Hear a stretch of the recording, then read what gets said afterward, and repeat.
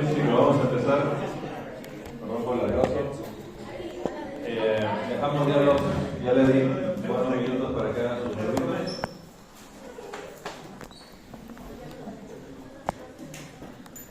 ¿Esto es de qué pasar?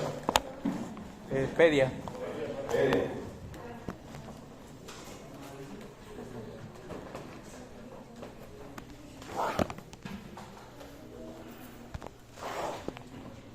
Vamos a iniciar con una oración. ¿Alguien tiene algún pedido de oración, algún agradecimiento?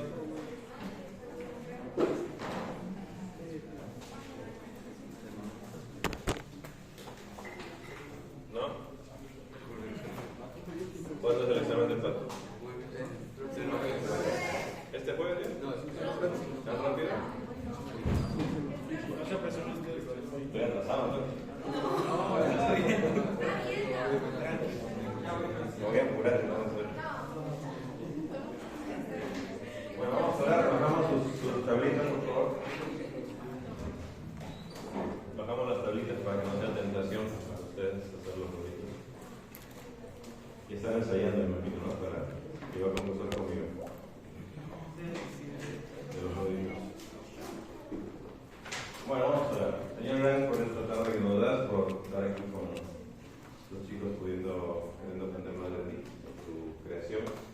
Sé con ellos también para que saben que van a aprender, que puedas ayudarlos en lo que han estudiado y que puedan ser buenos médicos. Lo pedimos por Jesús. Amén. Pero estudien, ¿no? No es cuestión de orar y a ver que Dios haga milagros. Vamos a leer este caso clínico, no lo vamos a resolver todavía, vamos a leerlo. Son 2 casos. Okay, dice, una mujer de 25 años de edad se presenta a la clínica de medicina general por problemas de visión. Tiene dificultad para mantener los ojos abiertos y se queja de ver doble. ¿Okay? Sus síntomas fluctúan durante el día, la tosis es más frecuente en el ojo izquierdo, pero cambia al ojo derecho. ¿Saben qué es tosis, no? Por lo general, sus manifestaciones mejoran por la mañana, y se agravan conforme avanza el día. La tosis parece mejorar después de descansar los ojos. Se ejercita con regularidad, pero ha notado que en los últimos 2 meses se le dificulta completar una carrera vespertina a causa de debilidad de las caderas. ¿Okay? ¿Ya puedo seguir? ¿O qué necesitas terminar de ver? Dejamos de comer. Vamos a la clase. Por favor. Usted sospecha miastenia grave y realiza una prueba de hidrofonio. Esta resulta positiva, por lo que se inicia el tratamiento con piridostigmina. ¿Okay? Ténganlo en cuenta, ese caso clínico.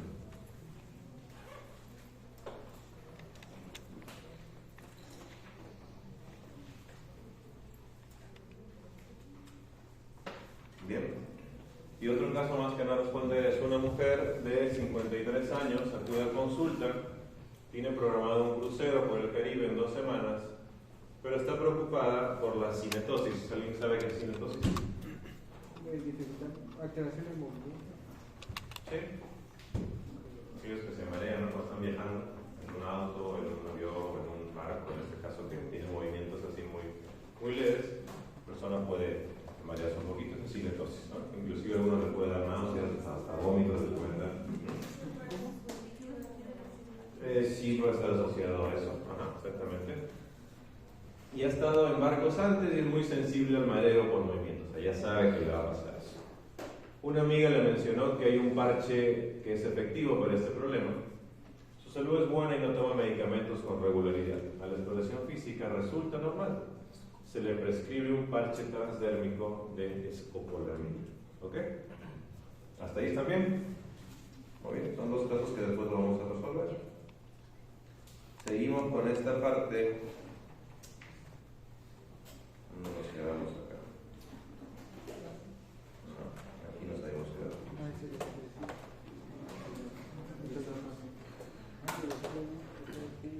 Bien, hasta aquí nos habíamos quedado, creo, en la última clase. Y revisando un poquito sobre el tema de los receptores, ¿sí? Tenemos receptores adrenérgicos y receptores colinérgicos. ¿Okay? Los adrenérgicos pertenecen al sistema nervioso autónomo simpático y los colinérgicos al sistema nervioso autónomo parasimpático. ¿Ok? ¿Así estamos claros? Muy bien. Los receptores adrenérgicos tenemos alfa 1, alfa 2, beta 1, beta 2, beta 3 y D1. ¿Ok? Son los receptores que existen. Como ven ahí, cada... Voy a poner acá.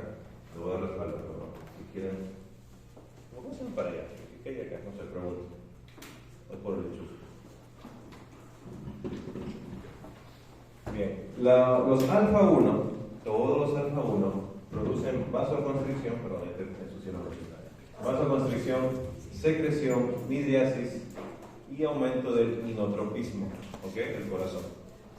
Los alfa 2 son inhibitorios, van a inhibir neurotransmisión a nivel central, por lo general están los alfa 2, no están en periférico. Los beta 1 aumentan la frecuencia cardíaca, también aumentan el inotropismo y son liberadores de renina. Beta 2 relaja el músculo liso, aumenta la frecuencia del cardíaca, inotropismo y aumenta la gluconeogénesis. ¿Bien?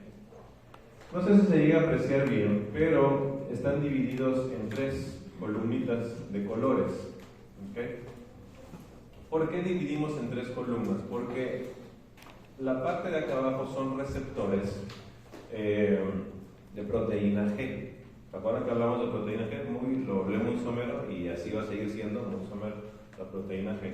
Pero para que entiendan que existen varios tipos de proteína G. ¿Sí? Están las S, las I, las Q, las 11, las 12, ¿ok?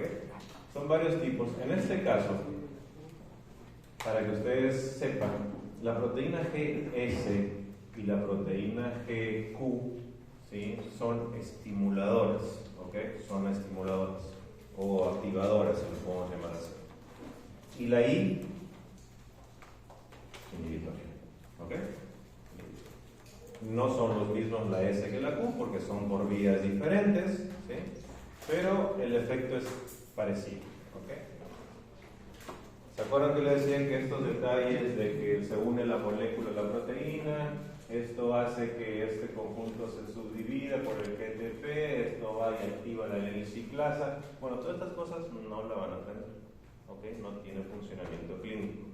Si quieren aprendérselo por su cuenta, pues adelante, ¿sí? Qué bueno. Pero clínicamente no me interesa. ¿Por qué? Porque al final la conexión, digamos, la conexión de la molécula con el receptor de la proteína G que me va a desencadenar todo esto, lo que va a producir es estimulación, ¿sí? Unas respuestas estimuladoras, ¿ok? Se abren los canales, el calcio, cada vez que había un calcio, acuérdense que es algo de movimiento que va a existir en cualquier lugar donde haya calcio. La proteína GQ tiene, digamos, el mismo resultado, pero tiene otras vías, ¿ok? Vuelvo a lo mismo, tampoco quiero que se me aprendan esas vías, solamente para que lo vean. El resultado va a ser estimulación. Y la proteína GI, que es inhibitorio, digamos el compuesto alfa, en vez de agregarse a la otra molécula para producir, como en estos dos casos, estimulación, en este caso se va a pegar allá para producir inhibición, ¿ok? Entonces, como ven el cuadrito de este color, el primero, alfa 1, por ejemplo, pertenece a las proteínas GQ, ¿ok? Es su familia, si lo quieren ver así. Alfa 2 pertenece al PGI y beta 1, beta 2, beta 3 y D1 pertenecen a la proteína GS, ¿ok? Pues está dividido así. En cuanto a los receptores colinérgicos, también están dentro de estas 3 proteínas. Y el M1, M3 y M5, como se dan cuenta, son impares, ¿sí? Son impares, son estimuladores, ¿ok? El M1 está a nivel del sistema nervioso central, terminales nerviosas, M3, M5, contracción del músculo liso y glándulas también. M2, bradicardia, ¿por qué? Porque ya está dentro del cuadro de las PGI, de las inhibitorias, M2 y M4, que son los pares, bradicardia y disminución del inotropismo, ¿ok? Para que se acuerden de eso, pues el simpático es Q y SSS, o sea, para que vean a qué pertenecen cada receptor. Y el parasimpático, hay que cambiar eso, parasimpático, pues son los impares, son estimuladores, y los pares son inhibidores. ¿Está bien? Ok. Una pregunta. Sí. Entonces, los dos están unidos a proteína G, o sea, tanto alérgicos y proalérgicos son en la proteína G. Sí, como segundos mensajeros, sí. Ajá. Usan proteína G como segundos mensajeros. Pero para el alérgico o para... Para los dos, por ejemplo, el alfa 1 usa proteína GQ. El receptor colinérgico M1, M3 y M5 también usa proteína GQ. Entonces, ¿no usa ligado con sodio, el alérgico? ¿Canales de sodio? Ajá. El ligado, ¿cómo se dice? El ligado de sodio. Lo que he leído. ¿En qué parte? No te acuerdo. O sea, por ejemplo, ven que el receptor colinérgico se une a la proteína G y luego es un mensajero y todo eso. Sí. Y luego el alérgico es el que se une al ligando con sodio. Fue lo que había leído. Ok, no todos se unen al sodio. No todos. Ok, porque hay diferentes tipos de canales. Ok, están los iónicos y los metabolotrópicos que hablamos. ¿Te acuerdas? Hay dos tipos. En este caso, el alfa 1 va a ser siempre proteína G. Ok. Y ahorita si llegamos a tocar algo de los iónicos, pues lo vemos. Okay, para tratar de entender. ¿Está bien? Muy bien, vamos con los agonistas colinérgicos. ¿Qué hace un agonista colinérgico? Estimula el sistema parasimpático. Estimula el sistema parasimpático. Ok, está bien. ¿Qué más? ¿Qué otro nombre tienen los agonistas colinérgicos? Parasimpático-miméticos. ¿Qué más? Sí, colinérgicos. Sí. ¿Cuál? ¿Ya está? ¿Eso? Bueno. Vamos con mecanismo de acción. ¿Cuál era el mecanismo de acción del agonista colinérgico? ¿Qué hacía? Se producía la colina, la acetilcolina. Recuérdense que el sistema parasimpático usa, ¿qué metabolito? El transmisor era acetilcolina. En el pre y en el post. ¿Está bien? Solo usa acetilcolina. Bien, entonces, si yo quiero usar un medicamento que sea parasimpático mimético, que me haga lo mismo que hace la acetilcolina, tengo dos opciones. La opción directa, que es, ¿qué creen? Poner más acetilcolina, si lo quieren ver así. ¿Ok? Vamos a poner más acetilcolina o derivados compuestos parecidos a la acetilcolina para que hagan el mismo efecto. O me puedo ir a la acción indirecta. ¿Qué es la acción indirecta? Cuando la acetilcolina sale de su membrana presináptica y se une a la membrana postsináptica, no se queda ahí pegado al receptor toda la vida. La acetilcolinesterasa, ¿sí?, una enzima que se encarga de despegar a la acetilcolina, salte de ahí y regrésate a donde estabas. ¿Ok? Entonces, si yo quiero aumentar la cantidad de acetilcolina, la forma indirecta, ¿qué vendría a ser? Inhibo la acetilcolinesterasa. Por ende, no hay un mecanismo que esté destruyendo a la acetilcolina. El resultado va a ser que voy a tener más acetilcolina. ¿Hasta ahí se entendió? Sí. ¿Seguro? ¿Quién no entendió esta parte? Porque voy a seguir avanzando. ¿No entendido? Ok. Dos formas de tener más acetilcolina. Una, metiéndole más acetilcolina, ¿sí?, a lo que yo quiero buscar. ¿Sí? Esa es la acción directa, lo puedo aumentar más. O de forma indirecta, voy a inhibir o le voy a poner pausa, lo voy a atrapar, digamos, a la acetilcolinesterasa, que es la enzima encargada de destruir la acetilcolina. Si yo agarro esta acetilcolinesterasa y lo meto a la cárcel, ¿qué va a pasar? Pues no va a poder eliminar acetilcolina. Por ende, voy a tener más acetilcolina. ¿Está bien? Ahora sí, Colombia. Todo bien. Bueno. Bien, vamos con los receptores. Bueno, vamos acá primero. Cuando usemos un medicamento, siempre tenemos que ver qué indicaciones hay. Es lo primero que necesitamos saber. ¿Para qué voy a dar un medicamento? ¿Sí? ¿Para qué voy a dar yo un agonista colinérgico? ¿Para qué casos voy a dar un agonista colinérgico? Dice ahí por un ilio postoperatorio. ¿Alguien sabe qué es ilio? ¿Qué pasa con el intestino? Pues no la peristalsis. No hay peristalsis, ¿ok? Después de la cirugía, a veces cuando tocan el intestino puede haber un ilio, pues una parálisis, digamos, del intestino, entonces no está funcionando, entonces yo quiero estimularlo, pues tengo que usar un agonista colinérgico, ¿ok? Para una atonía gástrica, ¿sí? No hay tono a nivel del estómago, ¿sí? Ahí están todos los que ven, una esofagititis por reflujo, retención urinaria no obstructiva, serostomía. ¿Alguien sabe qué es una serostomía? Boca seca. Okay. No solamente boca, generalmente no hay pues secreciones, ¿no? O sea, alguien seco. Okay. Igual, todas las indicaciones que usted me da. ¿Está bien?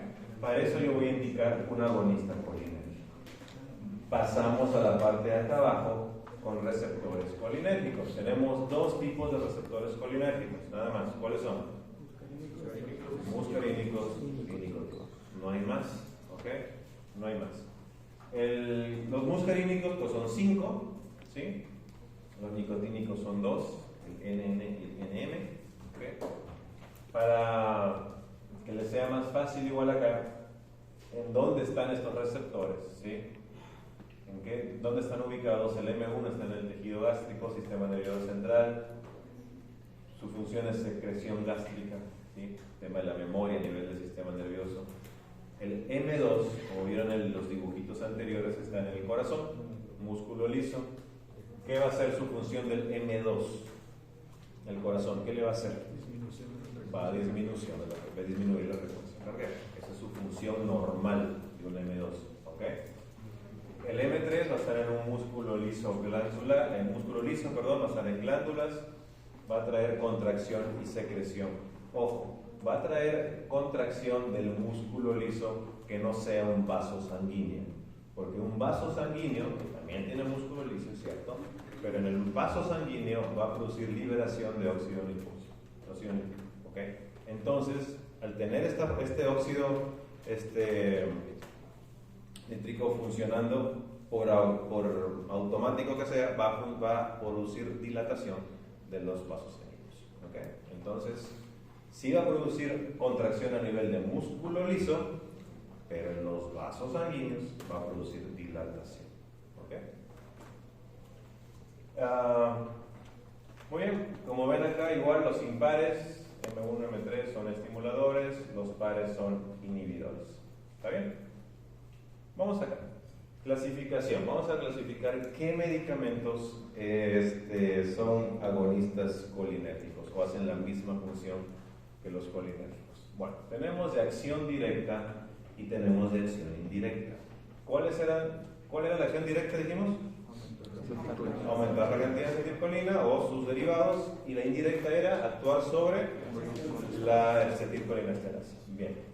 Dentro de la acción directa tenemos los ésteres de colina y los alcaloides.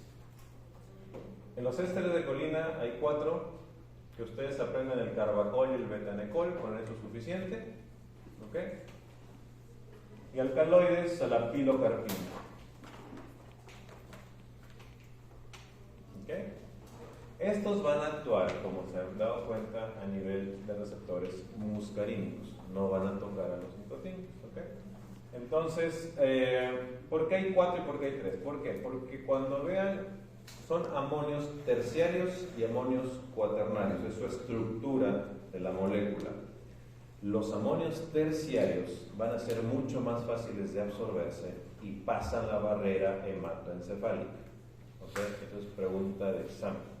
Pasa la barrera hematoencefálica. Los cuaternarios no la pasan. ¿Okay? Los terciarios son más fáciles de absorber, son moléculas, no son más pequeñas si lo quieren ver así, ¿no? Pero atraviesan la barrera hematoencefálica.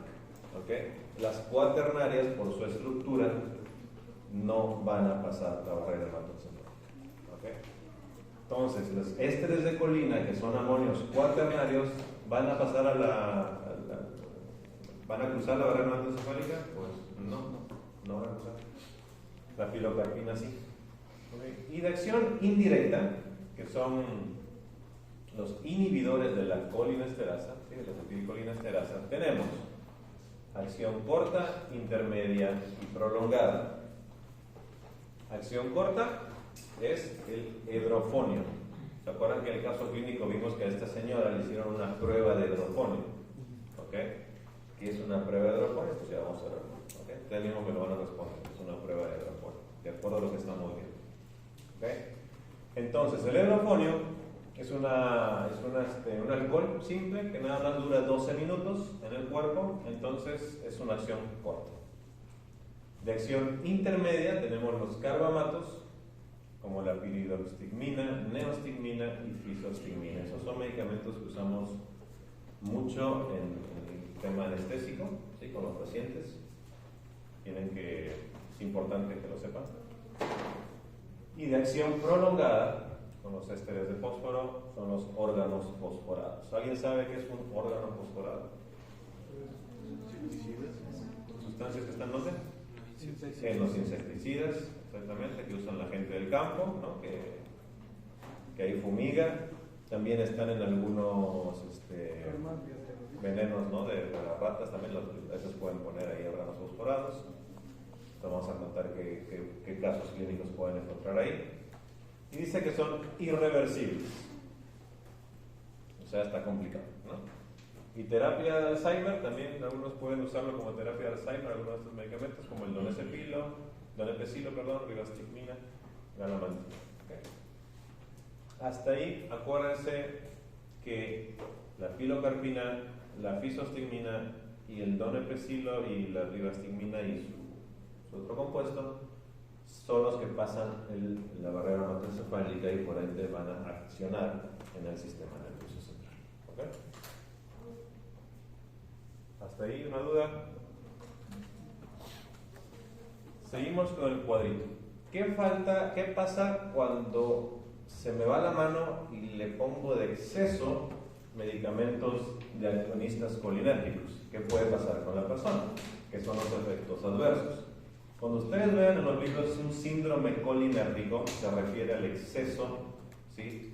de acetilcolina, ¿sí? en el cuerpo, por cualquier vía que tú tengas, es el exceso, ¿sí? O sea, es la toxicidad, el efecto adverso de las sustancias parasimpático-miméticas.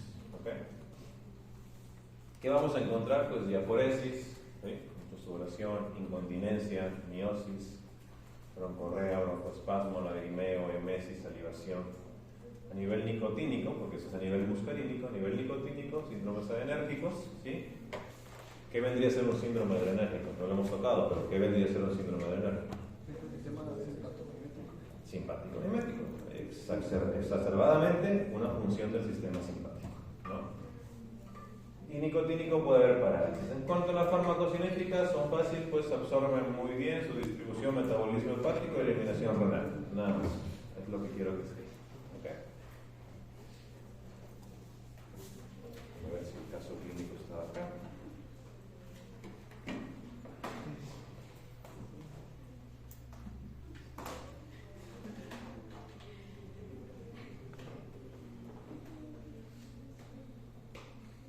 Bien, trabajemos con estas dos preguntas, por favor, en los grupos que les indiqué. Tienen 5 minutos nada más para ya salir al proceso de 5 minutos. ¿Vale? El caso clínico, lo resuelvan, ¿verdad?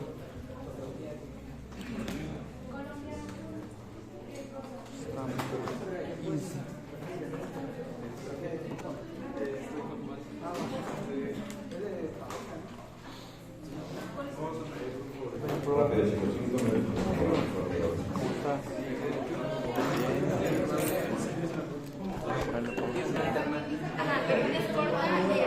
Es de acción un poco más prolongada. Bueno, no sé, no tomé la foto, pero en realidad es de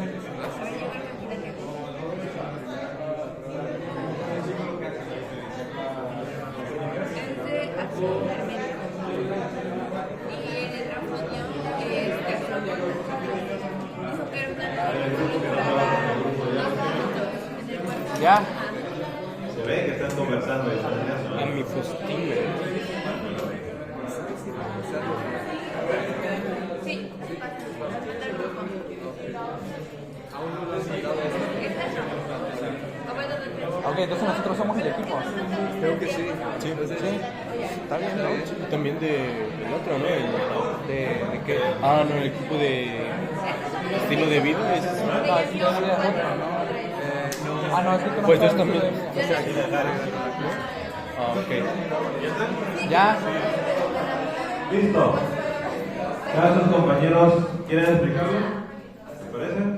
¿Quién se anima a explicarlo? Pues la primera nada más. Vaya a equivocarse. Bueno, pues se supone que pues la primera es que pues como decía que el hidrofonio era de acción indirecta, eso quiere decir que inhibe a la acetilcolinesterasa. Entonces en el caso de miastenia gravis lo que queremos es aumentar la acetilcolina. Y entonces inhibiendo la acetilcolinesterasa aumenta la acetilcolina. Ok. ¿Alguien sabe qué es miastenia gravis? Es una enfermedad autoinmune que produce anticuerpos y destruye a los receptores nicotínicos. ¿Receptores nicotínicos? Bueno, Ajá. Receptores acetilcolínicos. Ah, Ok. acetilcolina. De los dos tipos. ¿Ok? Muy bien. Entonces, ¿qué sucede con el hidrofonio? ¿Cuánto tiempo actúa el hidrofonio? Es de acción corta. 12 minutos. Entonces, si yo quiero estar seguro que la paciente, en este caso, tiene miastenia gravis, tengo que hacer una prueba de hidrofonio. Poniéndole el hidrofonio, ¿qué va a pasar? Como dijo el compañero, Aumentarla. va a inhibir la acetilcolinesterasa, por ende va a haber más acetilcolina, entonces la señora, ¿qué va a pasar? No va a tener tosis, ya no estaba cansada, no va a estar, se va a mejorar en 12 minutos su estado. Solo 12 minutos, pues vuelve a lo mismo. Entonces, eso ya te da una indicación de que el diagnóstico de miastenia gravis ya es certero, y con eso puedes sacar tus conclusiones, clínicamente hablando, ¿no? Porque puede haber pruebas extra de laboratorio para eso. ¿Y por qué damos piridostigmina entonces? Después, alguien que me ayude.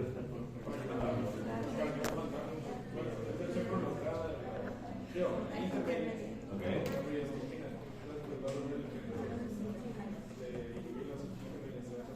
¿La piridostigmina es acción directa o indirecta? ¿Indirecta también? Sí, porque inhibe igual a la acetilcolinesterasa. Ok, muy bien. Entonces, ¿sí se entendió allá atrás? ¿Yo? ¿Sí? Fácil, ¿sí se entendió? Ok, muy bien. ¿Por qué damos piridostigmina? Porque dura más tiempo que el hidrofonio. No le puedo estar dando hidrofonio al paciente cada 12 minutos. Piridostigmina, busquémoslo. Está acá. ¿Tiene otro nombre? Ahí está. Ahí está la respuesta que ustedes dijeron. Inhibe la hidrólisis de acetilcolina por unión competitiva de la acetilcolinesterasa. Entonces es un fármaco. Entonces, vamos a ver acá. Aquí está lo que pidió su compañera. Y ahorita lo buscamos. Esta es la dosis que deben dar. Ahorita, chicos, no sé.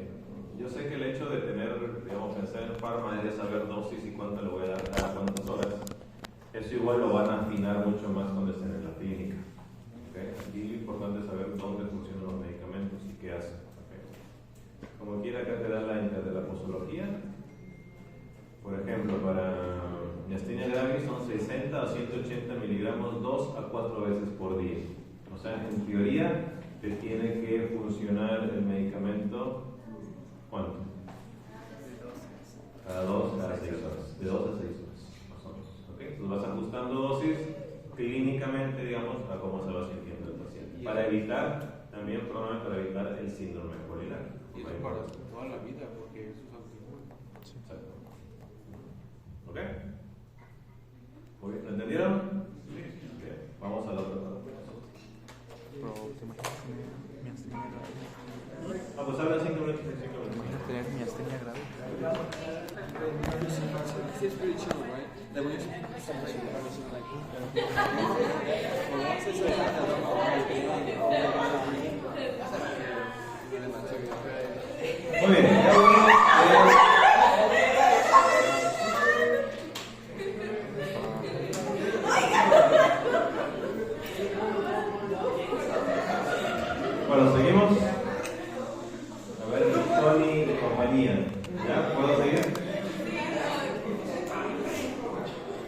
Así de felicidad los quiero ver después del primer parcial.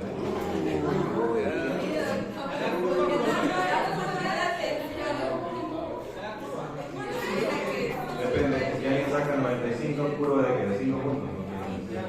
Mejor nada. Siempre hay alguien que va a sacar más de 90 en un examen. Entonces, va a dañar la curva.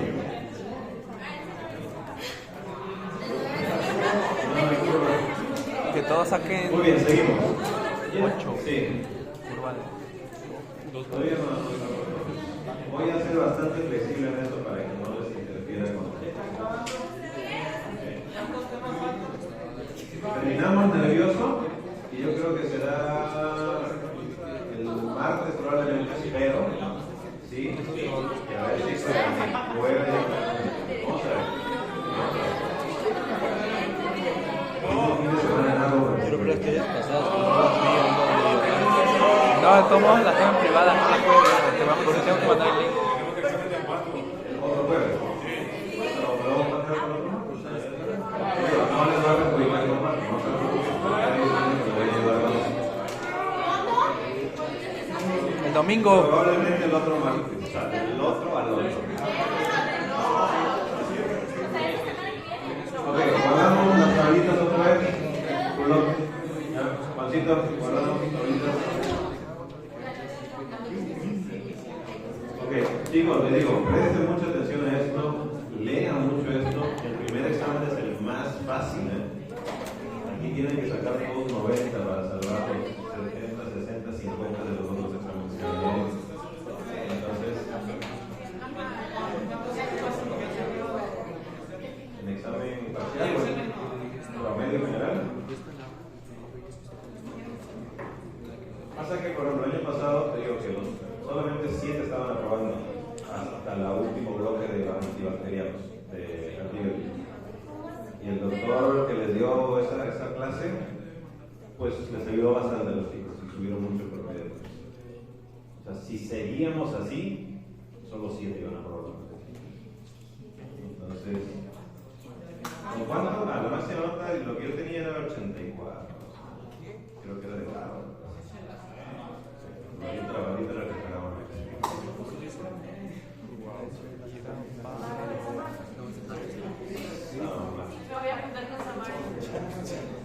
Bien, vamos con antagonistas colinérgicos. Ya vimos lo que son los agonistas colinérgicos y ahora tenemos que ver quién hace el efecto contrario. También llamado parasimpático, ¿qué? Parasimpático lítico. ¿Se acuerdan lo que decía? Lo contrario del sistema nervioso parasimpático. Córranse tantito para acá, chicos, para que me voy a apoyar allá, no dan la espalda.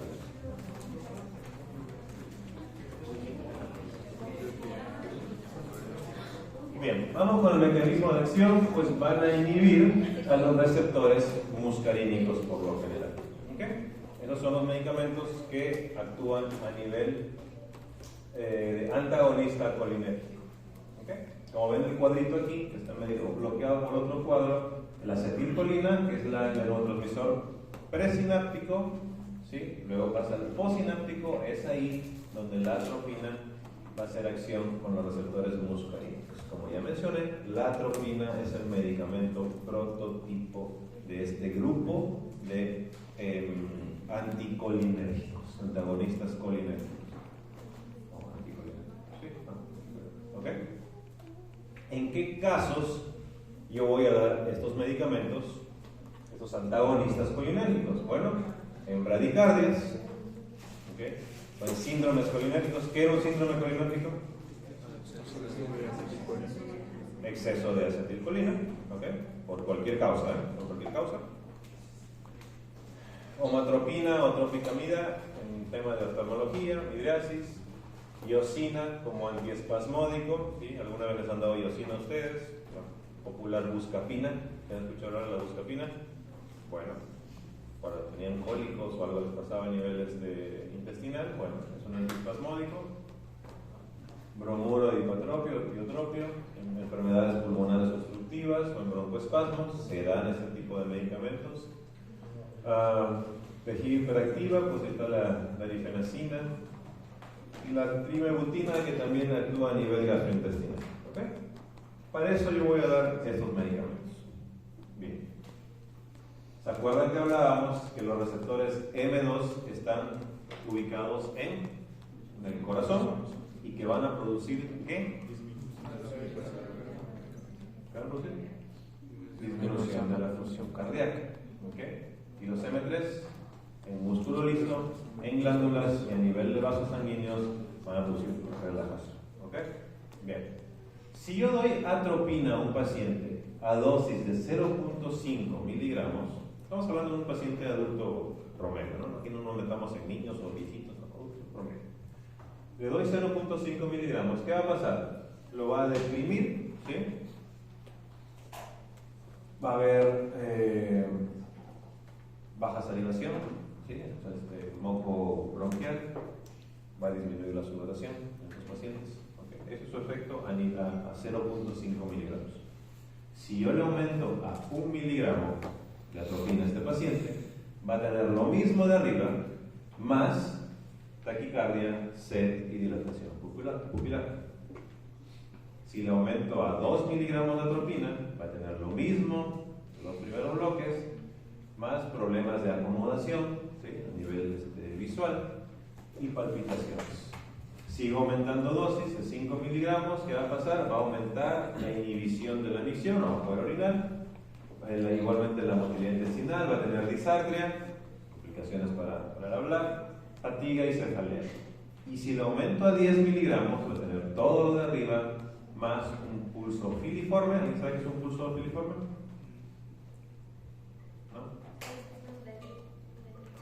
Es un pulso, sí es cierto, débil, pero es, a ver, ¿cómo les puedo explicar? Muy finito para poder uno palparlo, ¿ok? Si tú a veces tocas una arteria, vamos a definirlo, si yo lo siento como si fuera 1 centímetro que está haciendo las pulsaciones, o lo voy a sentir a 0,5, muy baja esa forma de tocar una pulsación de una arteria, ¿ok? Inhibición de secreciones, escasa visión, piel seca, ataxia, alucinaciones, delirios. Si se dan cuenta, ya a 5 y 10 miligramos ya el efecto va a ser más a nivel también del sistema nervioso, a nivel del cerebro. ¿Ok? ¿Tenían pregunta? ¿No? Okay. Bien. Clasificación. Tenemos alcaloides naturales.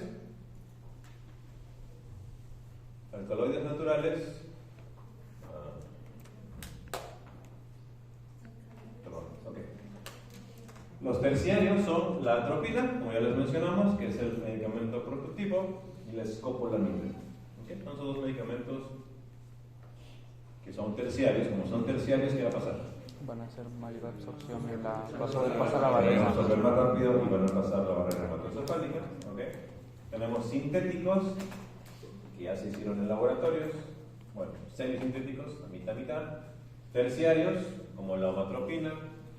Los cuaternarios, acuérdense que su absorción no es tan buena como las terciarias y no van a pasar la barrera. ¿Sí? Tenemos el butilescopolamina y la iosina. ¿Sí? No necesitan aprenderse todos los nombres por si acaso.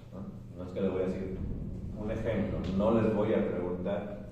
Dígame cuáles son los medicamentos semisintéticos, cuaternarios y antagonistas colinérgicos. No les voy a preguntar eso. ¿Okay? Porque a los 5 días se van a olvidar. ¿Okay? Tomen los medicamentos que están en rojito o en azul como uno de los principales de esas familias. ¿Okay? Y los sintéticos, también cuaternarias y terciarias, tenemos como cuaternarias el hipratropio, diotropio, y terciarias la tropicamida y la trimebutina. De igual forma, la farmacocinética es sencilla, se absorbe, se distribuye, metabolismo en hígado, eliminación renal. Ya está, no hay ciencia con eso. Efectos adversos, hay una mnemotecnia, si lo quieren ver así, en rojo como una remolacha. ¿Y saben qué es remolacha, no? El betabel, ¿ok? El betabel. Seco como un hueso, ciego como un murciélago, caliente como el fuego y loco como una cabra. Son los efectos adversos de los antagonistas colinérgicos. ¿Por qué? Porque pues, van a estar por la vasodilatación, rojitos, ¿sí? Secos como un hueso. ¿Por qué secos? Porque no van a tener salivación, ¿sí? Ciego como un murciélago, ¿por qué ciegos? Puede ser que van a tener Dilatación. mitiasis, ¿sí? A veces va a haber cicloplegia también, o sea, no van a poder enfocar, no están caliente como el fuego, de lo que igual forma por la vasodilatación, y loco como una cabra porque ya a nivel central, cerebral, pues ya ahí va a haber unas alucinaciones, delirios. ¿Okay? Vamos con el caso clínico.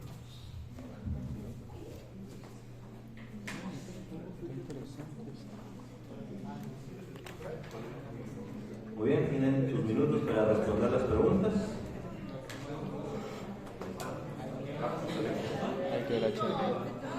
¿Cómo? Sí, en equipo igual. El equipo que no trabaja con equipo, por favor, trabajen en equipo.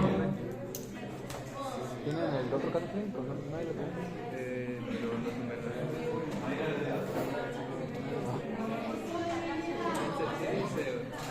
Sí, acá, sí. Muy bien, ahí está. El equipo responde. 50 y algo. El equipo, igual en el equipo.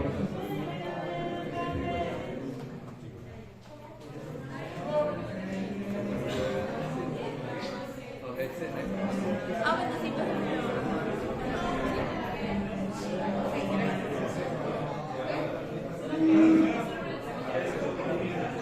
Pues está fácil, ¿no? Este color que explican, ¿no? No, desde aquí. A ver, explícame, pues. A ver. ¿Cuál es la primera pregunta? Ajá. ¿Cuál es el mecanismo de acción de la escopolamina? Ok. Mecanismo de acción de la escopolamina es un antagonista competitivo en los receptores colinérgicos muscarínicos del sistema vestibular. Ok, ¿y entonces? ¿Qué va a pasar? Inhibe los Pues. receptores.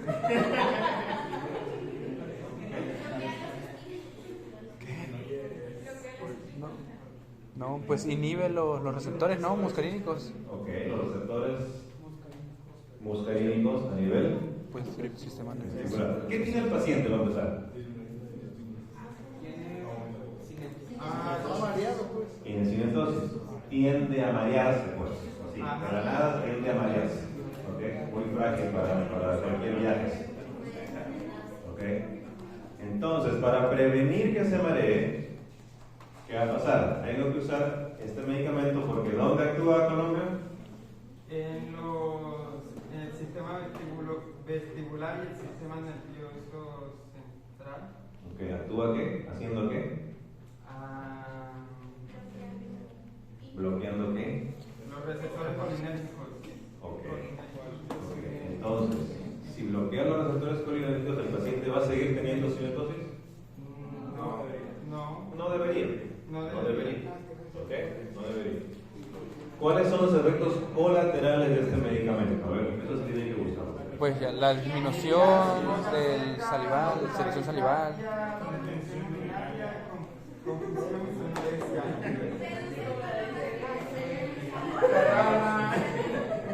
¿Aumenta o disminuye?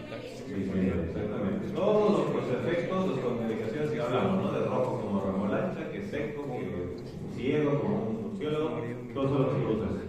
¿Cuáles son las contraindicaciones de este medicamento? Para glaucoma, con... ¿Qué pasaría si yo le doy este medicamento a una persona con miastenia gravis?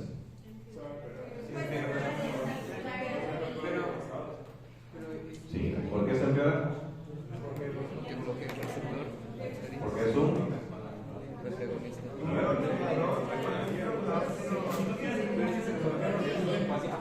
Va a estar más complicado. ¿Sí se entendió? ¿A quién más está contraindicado esto? A los que tienen, los que tienen hiperplasia prostática benigna. Hiperplasia prostática benigna. ¿Qué pasa con un paciente con hiperplasia prostática benigna? La próstata está creciendo en tamaño, está haciendo una obstrucción mecánica a la uretra. ¿Puede orinar o no puede orinar? No. No puede orinar. O se le dificulta. ¿Por qué orinar? ¿Qué pasa si le doy este medicamento? Pues de por sí ya tiene problemas urinarios y luego ese problema pues afecta más. ¿Va a orinar más o va a orinar menos? No, menos, pues mucho Menos todavía, exactamente. ¿Ok? Pues los receptores ahí a nivel de vejiga. ¿Se acuerdan que lo vimos en el dibujito? Sí, los ¿Ok? muscarínicos. Muy bien. ¿Y en glaucomas les duele o no les duele? Pues tampoco. Déjalo cerrado. A ver, ¿por qué no le duele? Cuéntame. Cuéntame pues, ¿por qué no le das un glaucoma con las luces cerradas? No, este es otra cosa. Sí. Mañana lo tenemos. Bueno, jueves. Bueno, el otro, martes. Ok. ¿Qué puede pasar?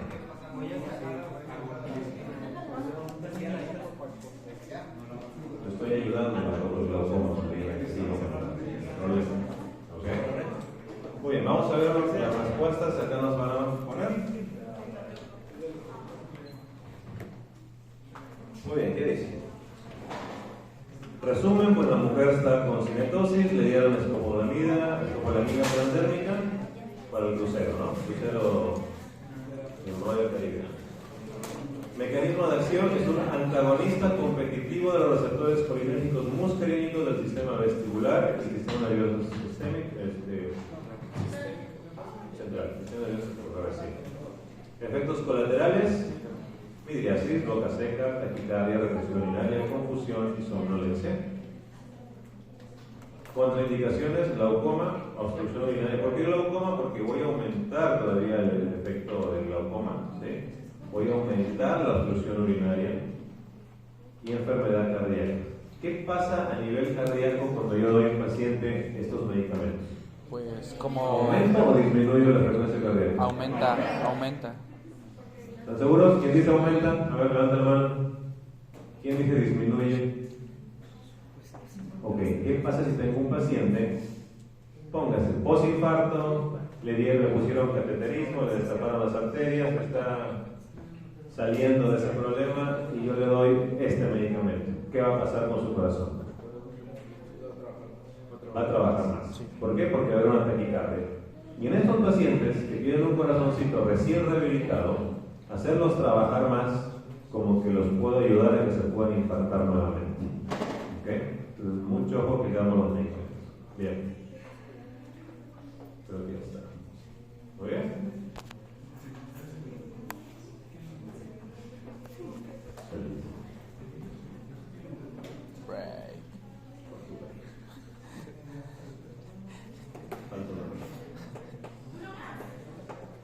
Claro, ¿qué te quiere decir? No. Bien, esto es un repaso de lo que hemos visto. Sí. ¿En qué lugar están? ¿En la biblioteca de la UM? Sí, claro. Hay que optimizar los recursos que tienen.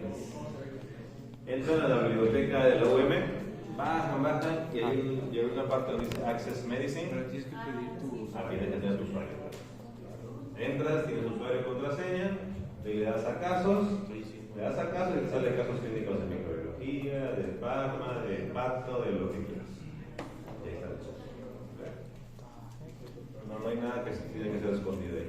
Todo podemos utilizar ahí y todos los casos clínicos de todas las patologías, de todos los bloques que se va a llevar en el fármaco. ¿Okay? Bien. Esto es nada más un repasito de lo que es la atropina.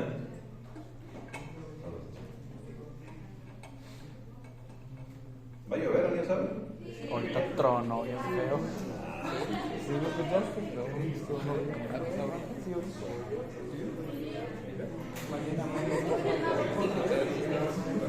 Bien raro el clima de aquí.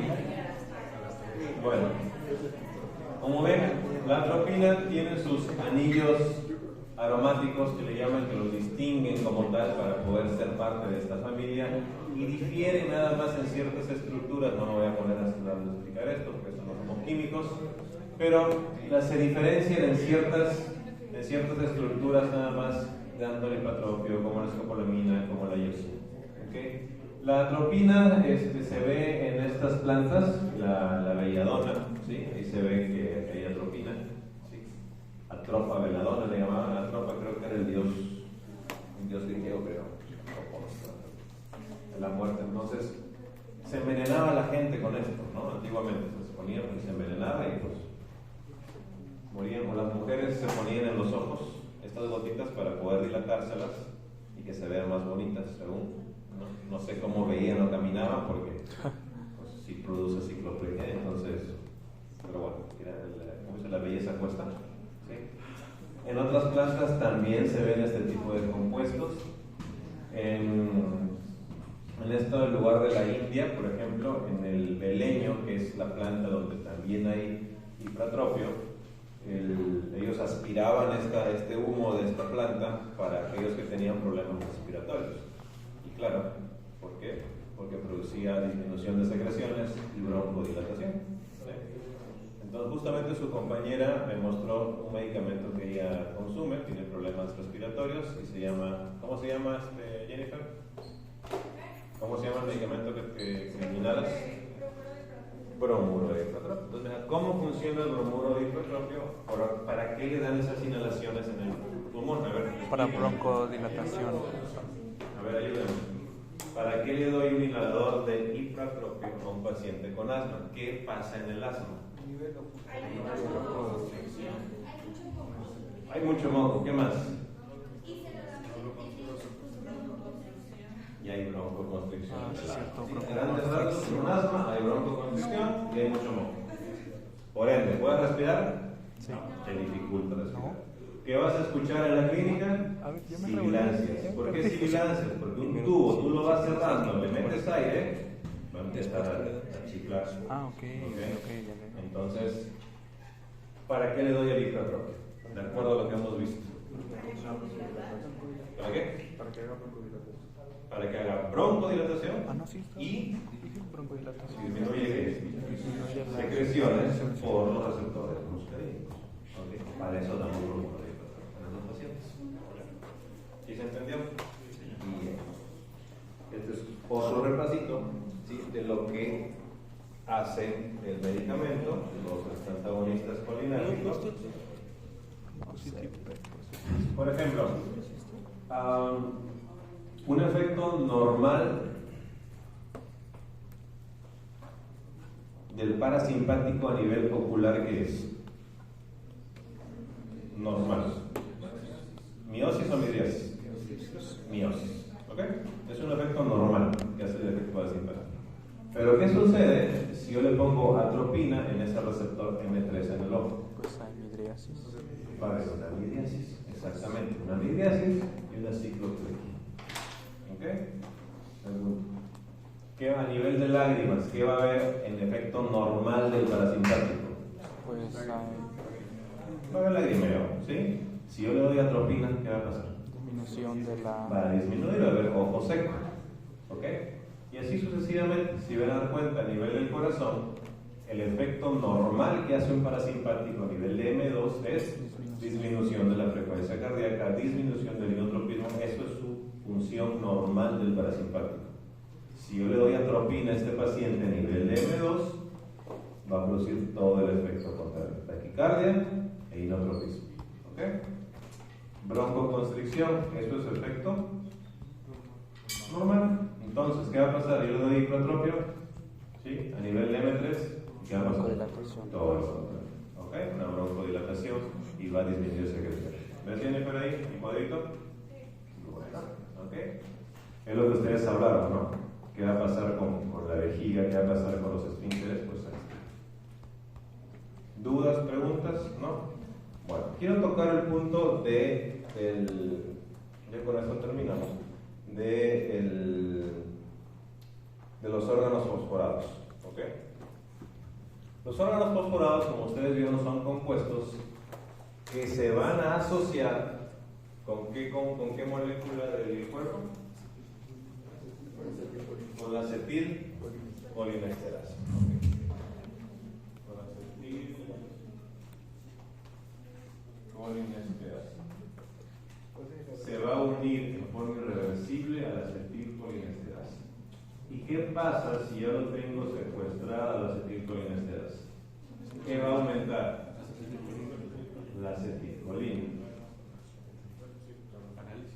¿Qué sucede cuando yo tengo acetilcolina? ¿Qué pasa si tengo mucha acetilcolina? Se produce el síndrome colinérgico. ¿Ok? ¿Y qué voy a ver en un síndrome colinérgico? A nivel del corazón, ¿qué va a haber? ¿Aumento o bajo? No, va a ser disminución, ¿no? A ver, ¿qué va a haber en el corazón? Pues sí. Nivel cardíaco. A nivel de salivación, ¿qué va a haber? De acuerdo a lo que vimos acá. Aumento de la ¿Qué secreción. va a pasar a nivel de salivación? ¿Va a aumentar o va a disminuir? Aumentar. Va a aumentar. Lágrimas. Van a aumentar. A nivel digestivo, ¿qué va a pasar? Va a aumentar la secreción, la Aumentar motilidad. secreción La gástrica, motilidad. aumentar el vaciamiento de la bilis, va a haber mayor motilidad. A esos pacientes probablemente que vienen intoxicados por estos órganos fosforados, a veces tienen vómitos, ¿sí? Y el olor es muy característico de este órgano fosforado. ¿Qué más puede haber? A nivel de esfínteres, ¿qué va a pasar? Van a disminuir. O sea, el paciente va a venir que orinado, ¿qué más? Defecado, no digo otra palabra, ¿ok? Estos pacientes, ¿okay? Hay dos opciones. O te llega un paciente de urgencias que ha estado fumigando y se intoxicó, porque uno también se intoxica por la piel, ¿okay? O te llegan pacientes que tronaron con la novia y decidieron quitarse la vida y se tomaron un sobrecito de órgano fosforado, ¿ok? Porque así pasa, ¿ok? A mí me llegó cuando trabajaba en una zona de Perú, me llegaron varios pacientes con intoxicación por órgano fosforado y ninguno era agricultor. A todos llegaban y los traían así. ¿Y qué pasó? No sé, no es familiar o el amigo. Busca qué ha tomado, busca qué ha pasado, porque venían con todos estos síntomas, ¿no? Bradicárdicos, sudorosos, con vomitados, orinados, defecados, así te llegaban, ¿sí? Un estado de una situación muy mal. Y a veces venían con el sobrecito ya vacío de lo que habían tomado. Ah, mira esto, lo tomaron, entonces órgano fosforado. ¿Qué hacemos con esos pacientes? Y eso les puede tocar que algunos se van al rancho. No sé si en su época va a haber rancho ya. Pero, ¿qué van a hacer? El psiquiatra, sí, después que salga de esto primero, ¿no? Si es que sale. ¿Sí? Si es que sale. ¿Qué hago? ¿Qué es lo primero que tengo que hacer con esos pacientes? Muy bien. Primero, vamos con lo que aprendieron en primeros auxilios. ¿Quién enseñó en primeros auxilios? Usted. Algunos de ustedes. ¿Qué hago primero en primeros auxilios?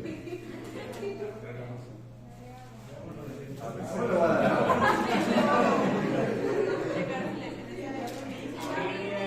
Voy a checar el ABC primero, porque le tengo los pacientes. El ABC, cómo está su vida aérea, cómo está su ventilación, cómo está su circulación. Bueno, ya sabes cómo está. Segundo, ¿qué hago con estos pacientes? Cuando ya me enteré, obviamente, que ya tomó órgano fosforado o que se absorbió órgano fosforado por la piel. ¿Qué hago si se absorbió órgano fosforado por la piel? ¿Qué hago? ¿Qué hago si ese paciente es agricultor y se absorbió o se intoxicó por órgano fosforado por la piel? Le quitamos la ropa, correcto. Quitamos la ropa. ¿Y si se lo tomó? ¿Y si se lo tomó en vez de, o sea, no fue agricultor, se quiso matar? Lavadito, de preferencia con sonda, ¿no? ¿Okay? Sonda nasogástrica, sonda orogástrica, por lo que quieran, pero se hace lavado. ¿Para qué hago estas cosas? Primero, para empezar, quitar el compuesto que está haciendo daño. ¿Ok? Dos, después, ¿qué hago? Ahora sí, me voy un poquito ya a lo farmacológico. ¿Qué hago? Le dan atropina. ¿Atropina? Le doy atropina. ¿Por qué le voy a dar atropina? Pues para hacer todo lo contrario que para hacer todo, para inhibir todos los efectos del paracetamol. Entonces, ¿qué va a pasar cuando yo le doy atropina a este paciente? Pues le va a aumentar su frecuencia ¿Su cardíaca. corazón qué va a pasar? Va a aumentar su frecuencia. Va a disminuir su salivación, va a disminuir su lagrimeo, va a disminuir su motilidad gástrica, ya probablemente no se vaya a hacer pipí, no vaya a hacer defecar, importante es que este paciente pueda respirar, porque muchos son intubados. ¿Sí? El gran problema de la acetilcolinesterasa es que dice que es irreversible, ¿no? Según. Y con la atropina yo le puedo ir dando cada 5 minutos, cada 7 minutos, cada 3 minutos, qué sé yo. Sigo dándole para ir que se vaya viendo los efectos. Pero si es mucha la cantidad de órgano fosforado que el paciente ha tomado o ha absorbido, voy a seguir teniendo este problema. No le puedo dar más atropina porque va a seguir igual. ¿Qué otro medicamento le tengo que dar? ¿Cuál es? Pralidoxima. ¿Okay? Pralidoxima es el medicamento de elección. Estoy buscando si hay en el Bademecum de Lips, si hay en el Pralidoxima. Busquen en sus buscadores qué hace la pralidoxima. Busquen.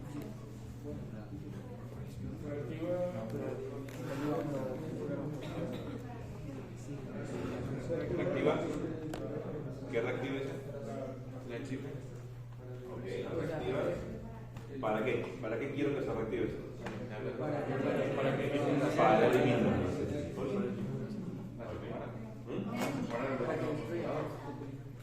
La separa el órgano fosforado, sí. Pero ¿para qué quiero que esto esté libre?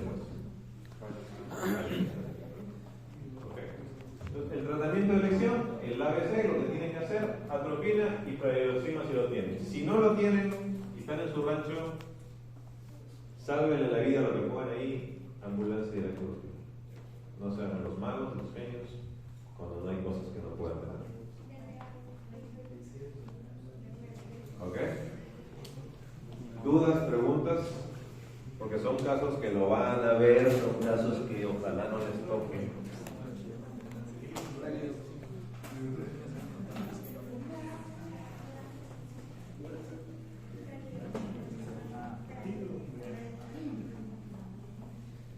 Oye, muchachos, yo creo que ahí me logran.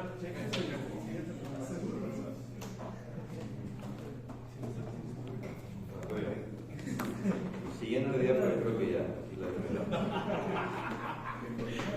Nada más es repasar lo que estuvimos viendo. Ya les expliqué. Okay. La atropina se da por vía endovenosa o intramuscular, vida media de 2 horas y media. Escopolamina también se puede dar en forma endovenosa, dura 24 horas, vida media 4 horas. Okay. Hay medicamentos que, estos medicamentos, atropina y escopolamina, se metabolizan el 50% en el hígado y el otro se va inalterado, se elimina a nivel renal. ¿Sí? Y lo que hablamos ahí, pues en la intoxicación por órgano fosforado, lo ideal es dar atropina en estos pacientes. ¿Por qué dice dopamina, epinefrina?